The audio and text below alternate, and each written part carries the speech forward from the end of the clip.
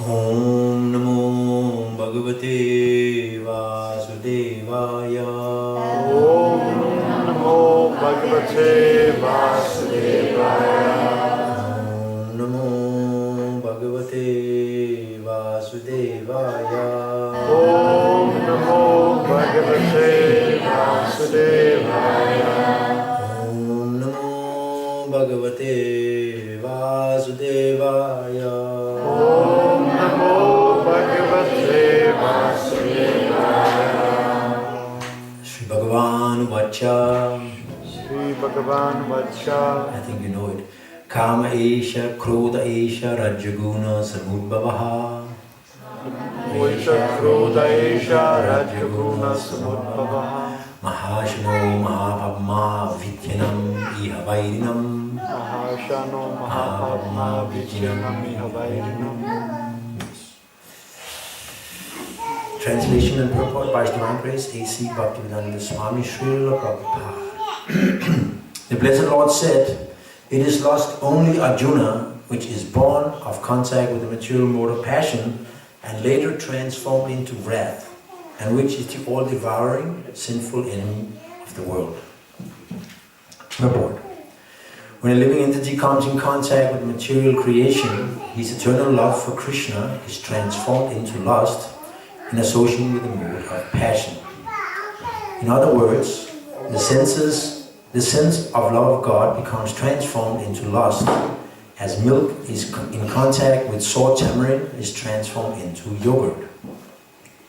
Then again, when lust is unsatisfied, it turns into wrath, anger. Wrath is transformed into illusion, and illusion continues the material existence. Therefore, lust is the greatest enemy of the living entity. So, the Prabhupada goes on a little further, but I'll skip that.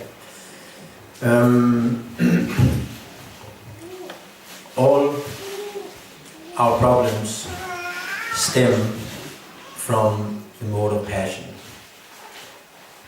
We are mentally disturbed, physically disturbed, angry, depressed, or so many other situations we are getting ourselves into simply because the mode of passion. We are, as conditioned souls, contacting this material energy of the Lord, and that produces different undesired situations in life. So many. Christmas shopping is one of them, or rush hour traffic, divorce, mental illness, poverty, war.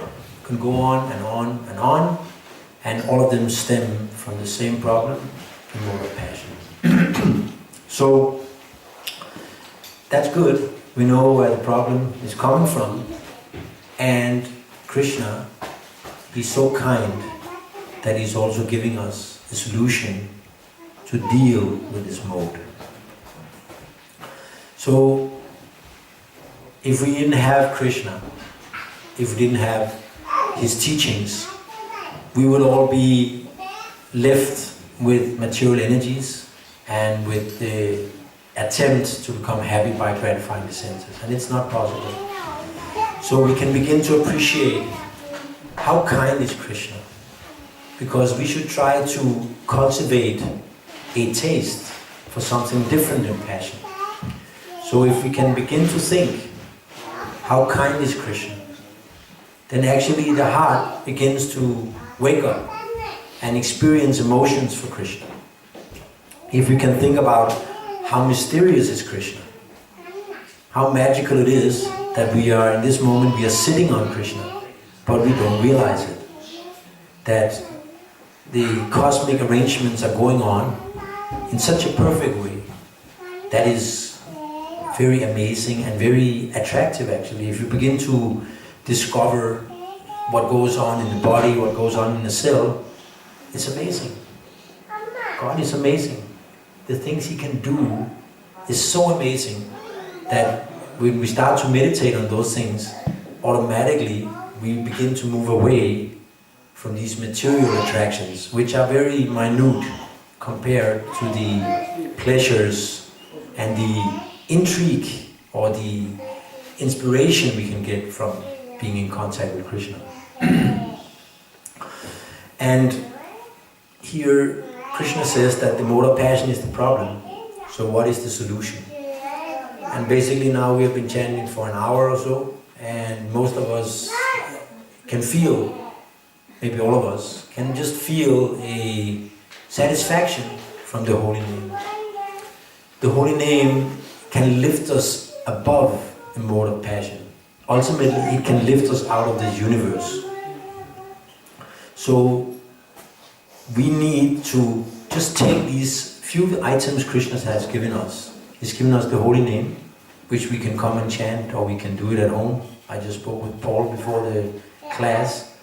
He's chanting in the morning, 16 rounds, and on his way to the temple he chants, on the way to the shop he chants. And by that, you get away from the mode of passion. If you don't want to get away from the mode of passion, then we are mad. Then we don't understand what type of bad effects the mode of passion is having on us.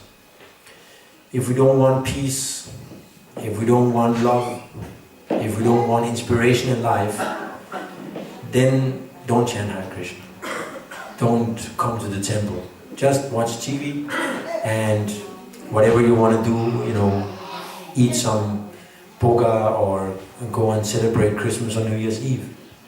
But if you are understanding that this is a very meager, this is a very small price that we can get, then it's easy to understand. We should go for something higher.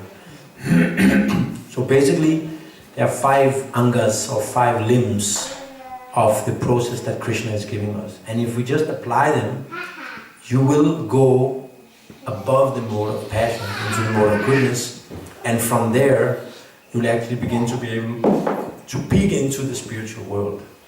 It's kind of like sticking the head above the cloud, where there is such an energy, actually where this whole creation comes from.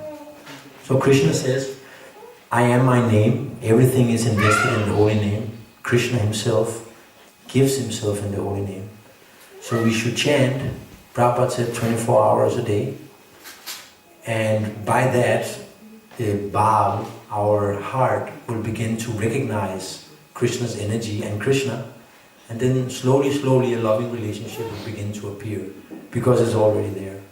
Then Krishna says, Archana, worship the deities, come and see Gaura Nitai, who are dancing on the altar. Offer them something, some chawal, or some Lakshmi, some flowers, some fruits. And go to Dham. That is the third one. You go to a holy place like New Shiva's Angam, like this temple. This is Dham. So instead of staying in your house, try to come to the temple as much as you can, because there is a transcendental place. And the energies there, they are tearing apart these strings which have tied our hearts in the material world. And then, most important is sadhu sangha. We need to associate with devotees, because if you are associating with materialistic people, you will tend to take their qualities. But if you come and you speak Krishna Katha, then automatically you feed yourself with these amazing facts of Krishna.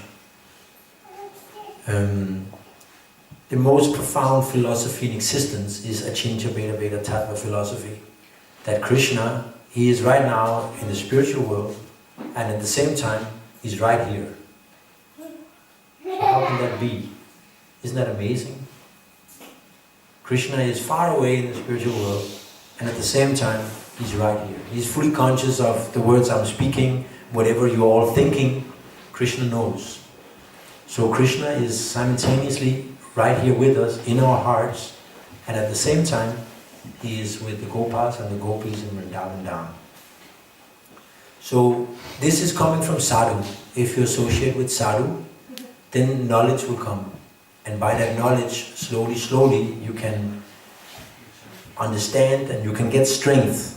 You get strength in your intelligence to actually stay fixed, to actually make sure you come to the temple, make sure you chant the holy name, make sure you read in Shastra, make sure you worship the deities. That's all coming from sadhu and Shastra. So Krishna, he wants a relationship with fallen people like us. God himself, the supreme person in existence, he wants to associate with us. It's such an amazing fact. I mean, we all crawled out from different holes in material life and came to the temple. And then actually Krishna is very eager to have association with each one of us. He has a desire to get to know you, to associate with you, to do different leelas with you. God himself. I mean, that is an offer which is irresistible. To actually be able to play with the Supreme Personality of Godhead, or has him as his child, as your child, that is something which goes way beyond the small arrangements in the material world. So it is a great chance that Srila Prabhupada has given us. Especially those of you who are from India, you already have it in the blood. Whenever I go to India, even if I'm kind of like rushing or stressing, someone will always say, "Oh, Hare Krishna!" Right? It's right there in all of your hearts. You have, maybe for generations, you have been in Vaishnava families. So Prabhupada was specifically saying, everyone from India, they must become devotees. Otherwise, what is the use of the human form of life? Right? So you already have such an advance and such a advantage because you already have the culture, you already have a deep samskara of Krishna consciousness in your life. So it's much easier for you. And the greatest export commodity from India is actually bhakti. Right? I mean, there's so many things coming out of India now, but the prime one, which the world really needs, is Krishna consciousness. And you know about it, right? It's kind of like even the simplest workers of India, when you give them prasadam, they'll step out of their shoes, they'll go and wash their hands, and they'll come and honor prasadam in such a way that you can see they know what they're getting. So we have been offered a great chance, and it is of course up to us if we want to take it or not. But if we don't, it will be so sad that we are just kind of like going through life with the, say like, narrow vision of life. We're just concerned about petty material things, not striving for something higher. I just yesterday visited an old friend from high school, and just 6 months back she was diagnosed with a brain tumor. She had a huge brain tumor, and life was supposed to be over. And somehow or other the doctor was able to operate her, and she most likely will make it. But that's how quick it can end. Get a brain tumor, you're gone. And everything you had is gone with it. So we must, Prabhupada, he fought to give us this process. We must apply it, and it's so simple, right? We need to chant Hare Krishna. We need to come to the temple and speak with the sadhus. And by that, Prabhupada says, automatically we'll be lifted out of the mode of passion and we'll actually begin to experience spiritual taste. Right? So you have the chance, I have the chance. We must optimize it to the maximum of our capacity.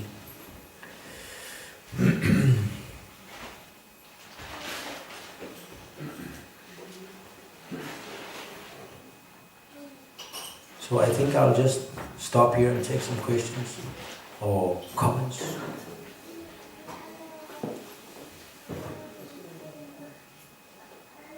What is the realizations you are having about Krishna consciousness? Is it difficult, Leonard? So it must be important with regularity also when you try to do all this you have told us about. Mm-hmm. Yeah, Prabhupada says here in the purport,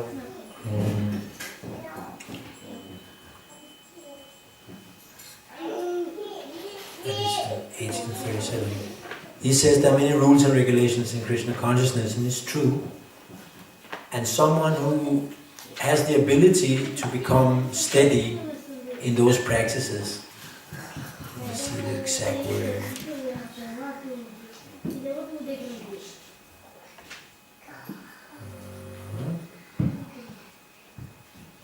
But if one is successful in following the regulations and comes to the transcendental position, he begins to drink real nectar and he enjoys life. So there is an effort which needs to be done. We need to reciprocate. We need to make the effort to go out of our house and come to the temple. We need to open our mouth and chant the holy names. And we need to listen to sadhus. Yeah? But there's a reward too. No, but that's just... That's not the goal, I know. But no. you get that too. Yeah, but it doesn't matter.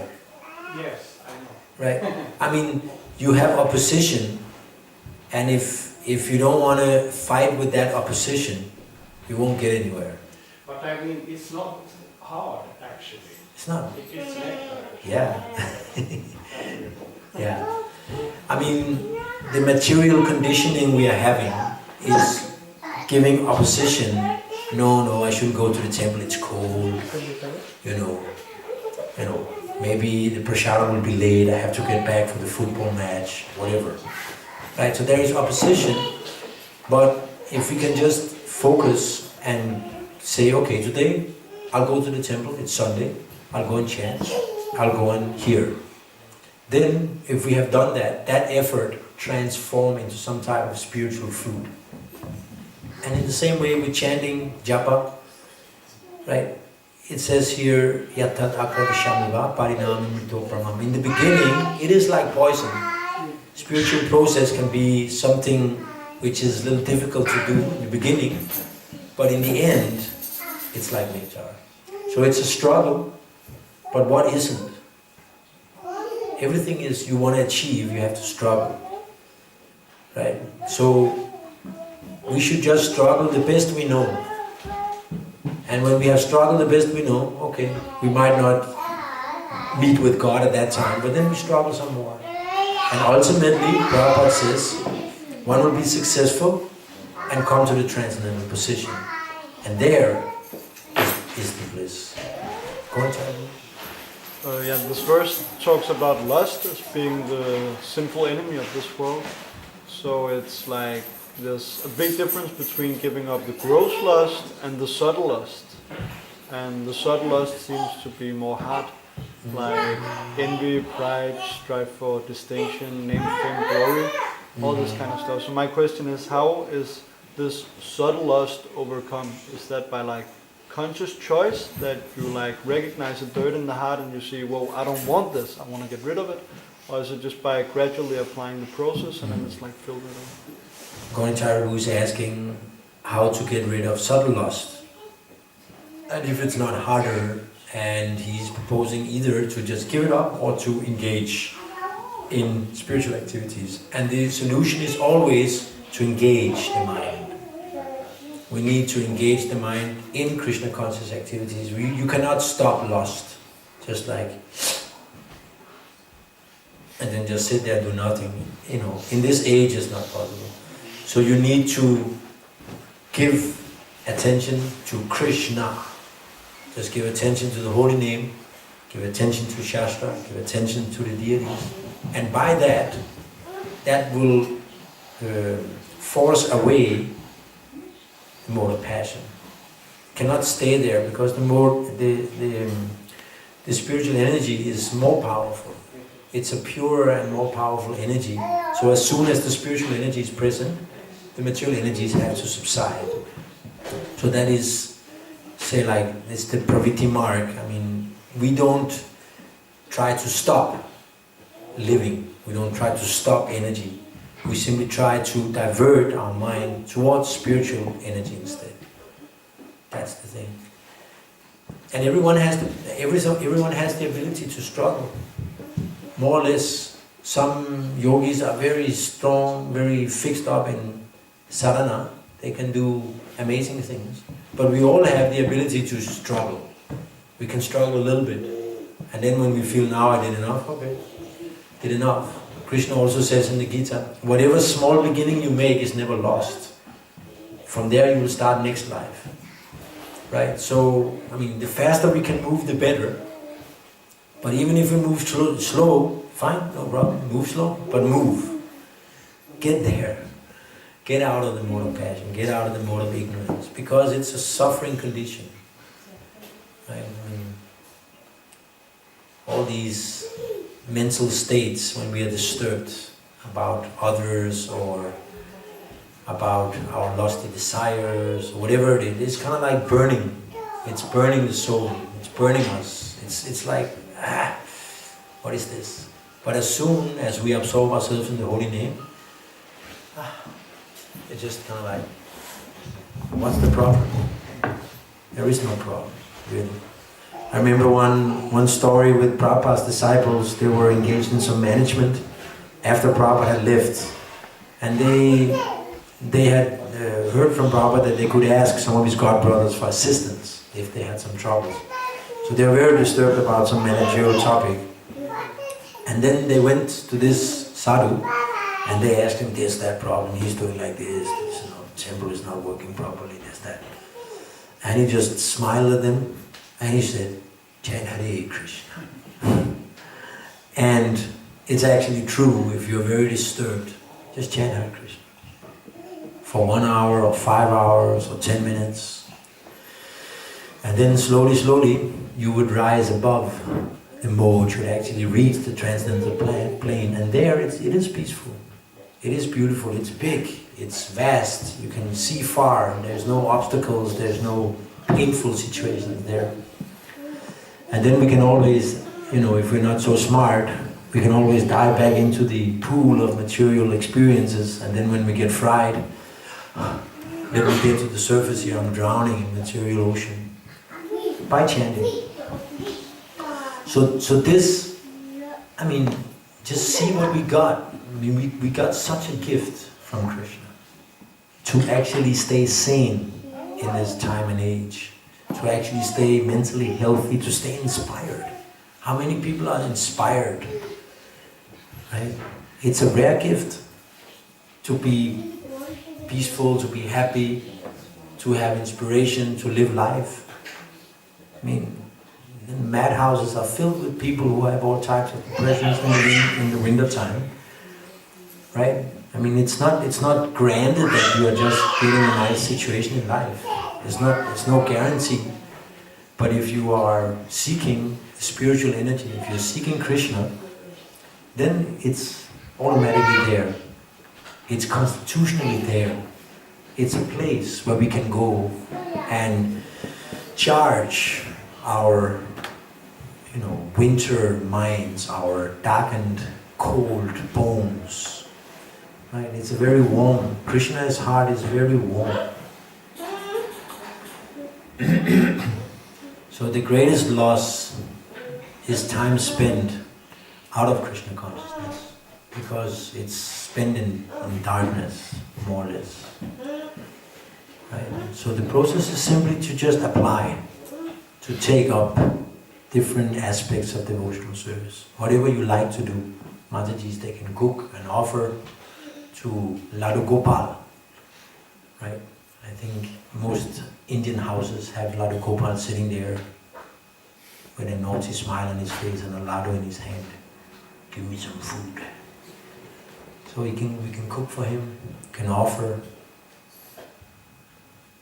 Now even there are so many series for the TV, there are so many kathas, Bhagavad kathas going on in different TV stations, this and that. So then we can actually come above, we can reach transcendental position.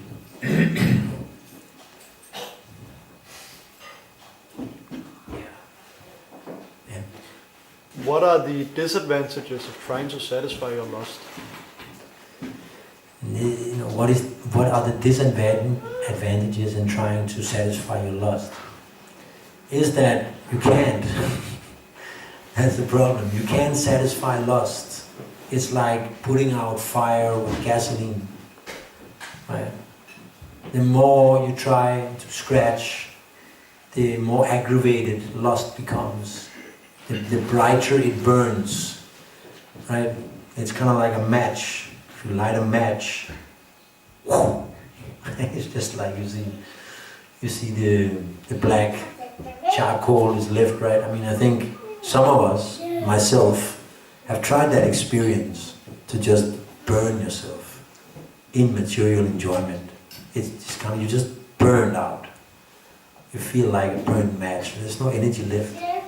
So lust cannot be satisfied. Lust burns, and it says here, that happiness which derives from contact of the senses with their sense objects, it actually leads you into tamagun. So there are these mechanisms in material energy, right? If you follow Rajagun, it will take you down into the mode of ignorance. And there it's all madness, right?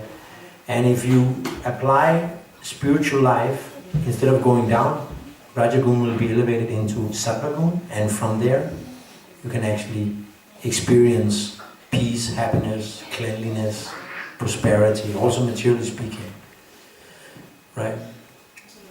So to try and satisfy lust is not possible. That means it's a never-ending process, and in that process you become weaker and weaker. You actually sacrifice your whatever energies you have accumulated by pious activities. That's burned up, and then it ends in tamagun or in ignorance, and that's very painful. Everyone who has tried to be in those modes, they know it's a very deranged, mad state of life, but there is no happiness whatsoever.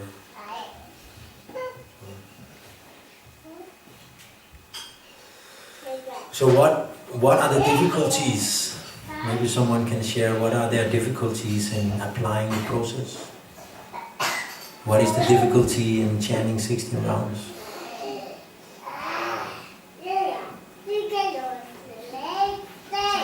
Time.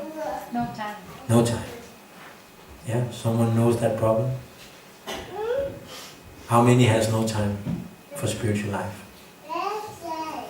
One. That's not two. So that's not a big problem. Two. Three. You're having enough time for spiritual life, Mataji? Yeah? Okay.